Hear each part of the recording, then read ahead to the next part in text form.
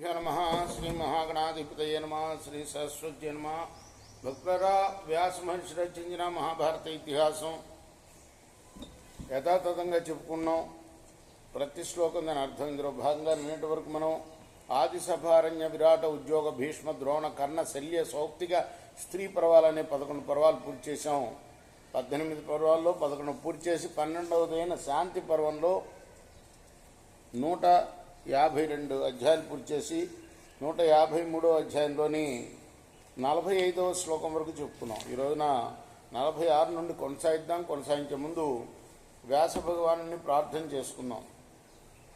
వ్యాసాయ విష్ణు రూపాయ వ్యాసరూపాయ విష్ణవే నమో వై బ్రహ్మనిదయే వాసిష్ఠాయ నమో నమః. నారాయణం నమస్కృత్య నరం చైవ నరోత్తమం దేవీం సరస్వతిం వ్యాసం తతో జయముదీరయేత్. సదా నింబవృక్షస్య మూలాధివాసాత్ సుధాస్రావిణం తిక్తమప్యప్రియంతం తరుం కల్పవృక్షాదికం సాధయంతం నమామీశ్వరం సద్గురుం సాయినాథం. సమర్థద్గురు సాయినాథ్ మహారాజ్ కీ జై.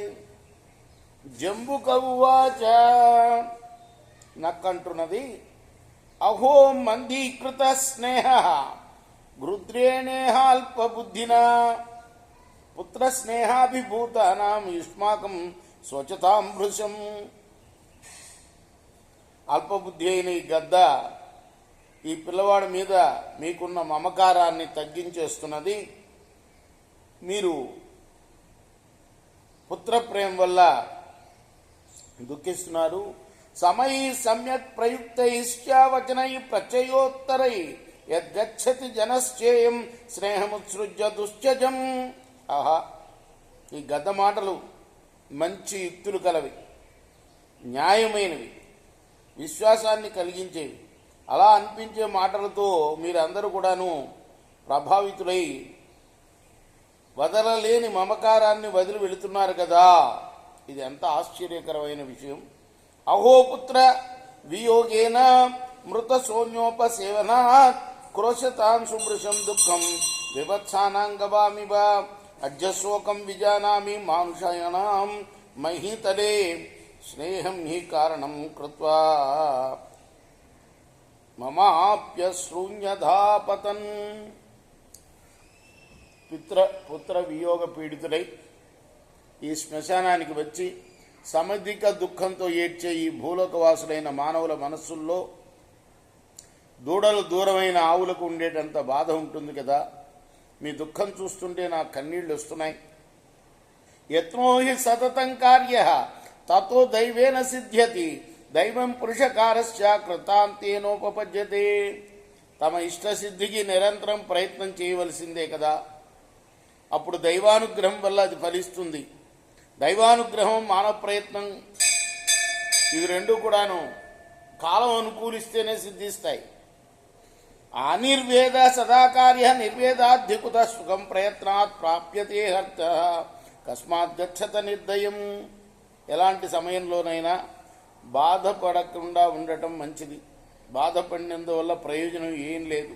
ప్రయత్నం వల్ల కావలసింది పొందవచ్చు, అందువల్ల మీరు వెళ్ళవద్దు.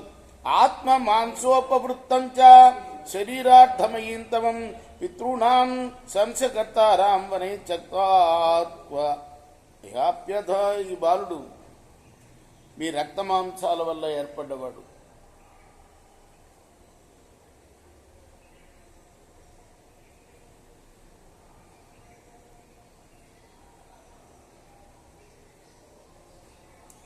మీ శరీరంలో సగభాగంతో సమానుడు. పితరుల వంశాభివృద్ధికి కర్త. ఇలాంటి వీడిని వదిలి మీరు ఎక్కడికి వెళ్తారు? అథవా స్తంగతే సూర్యే సంధ్యకాలా ఉపస్థితే తతో నేష్యధప్వా పుత్రం ఇహస్తావా భవిష్యదా.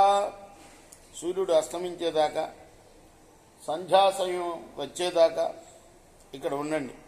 ఆ తర్వాత ఆ పిల్లవాడిని తీసుకొని పోవటం, ఇక్కడ ఉండటం చేయవచ్చు. గృధ్రవాచ అద్యవర్ష సహస్రమే సాగ్రం జాతస్య మానుష నచ పశ్యామి జీవింతం మృతం స్త్రీ నపుంసకం. గద్ద అప్పుడు అన్నది, మానవులారా, ఇప్పటికి నేను పుట్టి 1000 సంవత్సరాలు అయింది. మరణించిన స్త్రీ కానీ పురుషుడు కానీ నపుంసకుడు కానీ మళ్ళీ బతకడం అనేది ఇంతవరకు నేను చూడలేదు. మృతా గర్భేషు జాయంతే జాతమాత్రా మ్రియంతి చ సంక్రమంతో మ్రియంతే చ యవనస్థా తథా పరే. కొందరు తల్లి కడుపులోనే చచ్చి పుడతారు, ఇంకా కొందరు పుట్టిన వెంటనే మరణిస్తారు, ఇంకా కొందరు నడక నేర్చిన వయస్సులో కూడా చచ్చిపోతారు, వేరే కొందరు నిండు యవనంలో కూడా మృతి చెందుతారు. అనిచ్చానీహ భాగ్యాని చతుష్పాత్ పక్షినామపి జంగమానాం నగానాం వాప్యయురగ్రే అవతిష్టతి. ఈ లోకంలో పశువులకి పక్షులకు కూడా అదృష్ట ఫలమనేది అనిత్యం. స్థావర జంగమ జీవుల బ్రతుకుల్లో కూడా ఆయువే ప్రధానం. ఇష్టధార వియుక్తాశ్చ పుత్ర శోకాన్వితాస్తథా దఖ్యమానాస్మ శోకేన గృహం గచ్చంతి నిత్యశ. ప్రియ భార్య వియోగం చెందిన వాళ్ళు, పుత్ర శోకం గలవారు దుఃఖదగ్ధులు అవుతూ రోజు ఇక్కడికి వచ్చిపోతూ ఉంటారు. అనిష్టానాం సహస్రాన్ని తథేష్టానాం శతాని చ ఉత్ప్రజ్యేహ ప్రయాత వై బాంధవా భృష దుఃఖిత. అనేక బంధువులు ఎంతో శోకంతో వేల కొలది ఇష్టులు కాని వారిని, లెక్కలేనంత మంది ఆత్మీయుల్ని ఇక్కడ వదిలి వెళ్తూ ఉంటారు.